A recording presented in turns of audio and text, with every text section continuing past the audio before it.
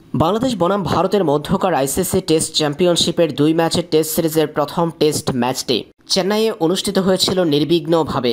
ভারত বাংলাদেশের মধ্যকার টেস্ট সিরিজের দ্বিতীয় ও শেষ টেস্ট ম্যাচটি অনুষ্ঠিত হওয়ার কথা রয়েছে কানপুরে। আগামী ২৭ সেপ্টেম্বর থেকে অনুষ্ঠিত হবে ভারত বাংলাদেশের মধ্যকার দ্বিতীয় ও শেষ টেস্ট ম্যাচটি। তবে সেই ম্যাচের আগে চোখ রাঙাচ্ছে বৃষ্টি। আবহাওয়ার খবরে যা বলা হচ্ছে তাতে মোটেও স্বস্তিতে নেই ক্রিকেটাররা।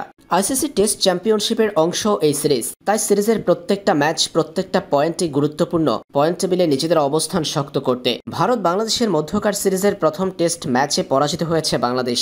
কানপুরে ঘুরে দাঁড়াতে চাইবে টাইগাররা, আর এমন টেস্টের আগে বৃষ্টি চোখ রাঙাচ্ছে। জানা গেছে কানপুর টেস্টের প্রথম ৩ দিন নির্বিঘ্নভাবে ম্যাচ অনুষ্ঠিত হওয়ার কথা নয়। প্রথম দুদিন বল মাঠে গড়ানো নিয়ে শঙ্কা তৈরি হয়েছে।